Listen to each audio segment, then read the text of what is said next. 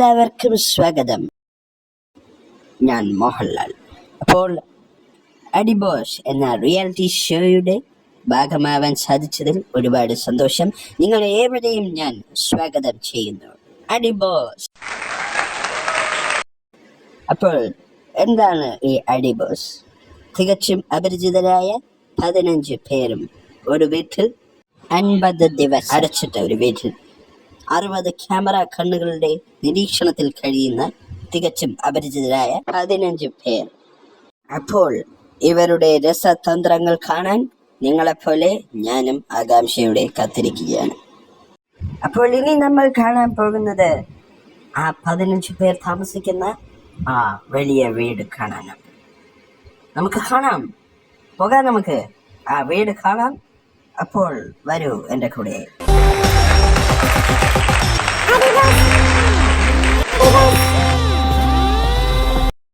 ഓ, ഞാനിത് എന്തായി കാണുന്നത്? കൊട്ടാരമാണോ ഇത്? നിങ്ങളെ നോക്കൂ. ഇതാണ് അടിബോസ് ഹൗസ്. വളരെ രസമുണ്ട് കാണാൻ. ഇവിടെ കുറച്ച് സോഫകൾ ഇട്ടിട്ടുണ്ട് വൈകിട്ടിരുന്ന് സംസാരിക്കാൻ വേണ്ടി. നമുക്ക് ഇനി വീടിനുള്ളിലേക്ക് പോകാം.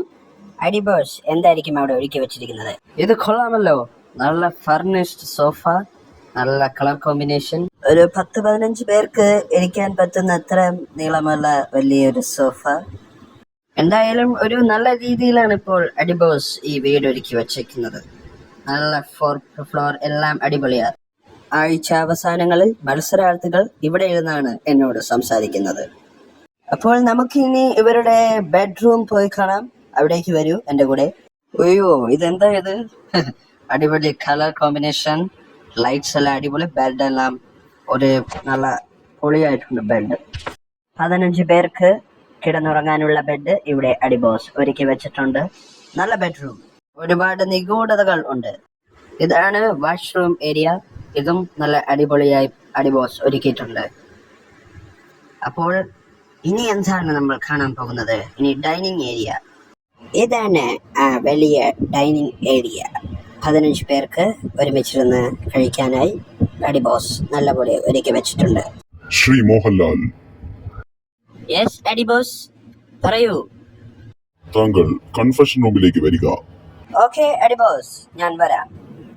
ഇത് കൊള്ളാമല്ലോ, ഒരുപാട് നിഗൂഢതകൾ നിറഞ്ഞ ആ കൺഫഷൻ റൂമാണിത്. ഇവിടെ ഇരുന്നാണ് മത്സരാർത്ഥികൾ അടിബോസിനോട് സംസാരിക്കുന്നത്. ശ്രീ മോഹൻലാൽ. യെസ് അടിബോസ്. താങ്കൾക്ക് വീടൊക്കെ ഇഷ്ടപ്പെട്ടോ? എന്ത് ചോദ്യമാണത് അടിബോസ്? എനിക്ക് വളരെയധികം ഇഷ്ടപ്പെട്ടു വീട്. അപ്പോ എന്തായാലും നമുക്ക് തുടങ്ങാമല്ലേ? അടിബോസ്, താങ്കൾക്ക് അടിബോസ് എന്ന റിയാലിറ്റി ഷോയിലേക്ക് സ്വാഗതം, ശ്രീ മോഹൻലാൽ. വളരെയധികം നന്ദി അടിബോസ്, ഒരുപാട് സന്തോഷമുണ്ട്. നമുക്കപ്പോൾ തുടങ്ങാം അല്ലേ?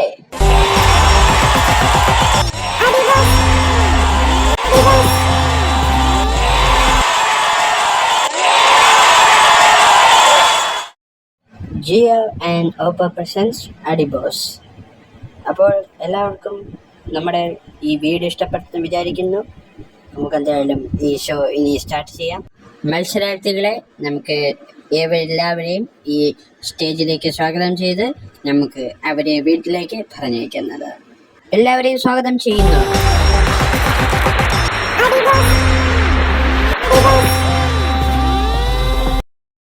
അപ്പോൾ എല്ലാവർക്കും ഈ അടിബോസ് എന്ന റിയാലിറ്റി ഷോയിലേക്ക് നിങ്ങൾ എല്ലാവരെയും സ്വാഗതം. അപ്പോൾ എല്ലാവർക്കും ഓൾ ദ ബെസ്റ്റ്. നന്നായി ഗെയിം കളിക്കുക, എൻജോയ് ചെയ്യുക. അതാണ് വീട്ടിലേക്കുള്ള വഴി. എല്ലാവർക്കും ഈ വീട്ടിലേക്ക് പോകുന്നത്.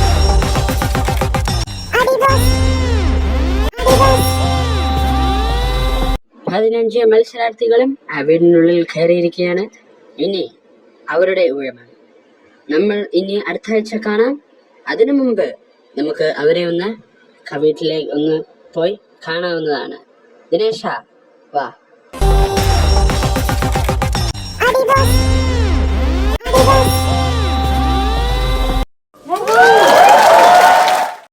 ഹായ് ഹായ്, എല്ലാവർക്കും ഹായ്. എങ്ങനെയുണ്ട് വീട്? വീടൊക്കെ ഇഷ്ടപ്പെട്ടോ? കൊള്ളാം ലാലേട്ടാ, സൂപ്പർ സൂപ്പർ, അടിപൊളി ലാലേട്ടാ. ഓക്കെ, അപ്പോൾ നിങ്ങൾ ഇനി 50 ദിവസം ഈ വീടിനുള്ളിലാണ്.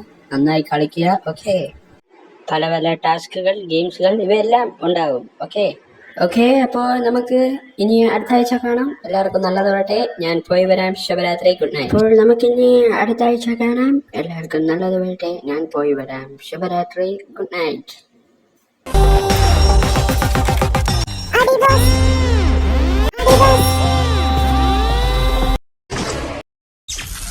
രാത്രി 9:30. വരണ ഇടിക്ക് ഞാൻ ചോദിക്കാൻ പോകുന്നത് പേരെന്തായിരുന്നു? എന്റെ പേര് റാം എന്നാണ്. താങ്കളുടെ പേര് ഗാർഫീൽഡ് അല്ലേ? ഞാൻ മുമ്പ് കണ്ടിട്ടുണ്ട്. എന്നെ മുമ്പ് കണ്ടിട്ടുണ്ടോ? അത് കൊള്ളാലോ. എന്തായാലും മിനിമം ഫ്രണ്ട്സ് ആണല്ലോ. അതെ അതെ, നമ്മളിനി ഫ്രണ്ട്സ് ആണ്. രാത്രി 10 മണി. എല്ലാവർക്കും അടിബോസിലേക്ക് സ്വാഗതം. 15 പേർക്കും ഈ വീട്ടിലേക്ക് സ്വാഗതം.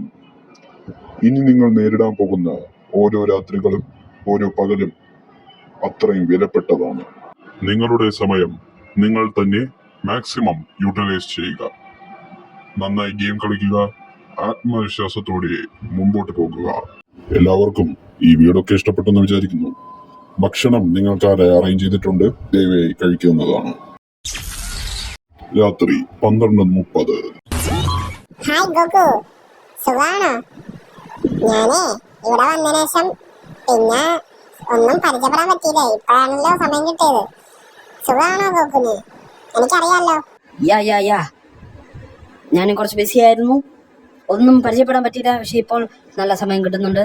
നമുക്ക് ഇനിയും പരിചയപ്പെടാൻ പറ്റട്ടെ. നമുക്ക് നാളെ ഒരുപാട് ഡീറ്റെയിൽ ആയിട്ട് സംസാരിക്കാം. നല്ല ടയേർഡാണ്. ഓക്കെ, ഞാൻ കുഴപ്പമില്ല ഗോകു.